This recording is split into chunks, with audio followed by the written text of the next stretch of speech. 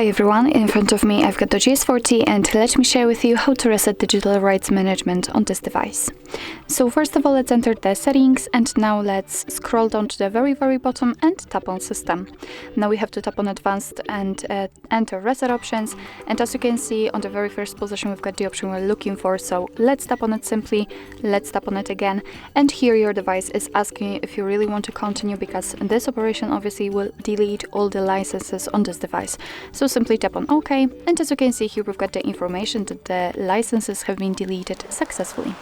So actually this is it. This is how to remove digital rights management in your DOOGEE S40. Thank you so much for watching. I hope that this video was helpful, and if it was, please hit the subscribe button and leave the thumbs up.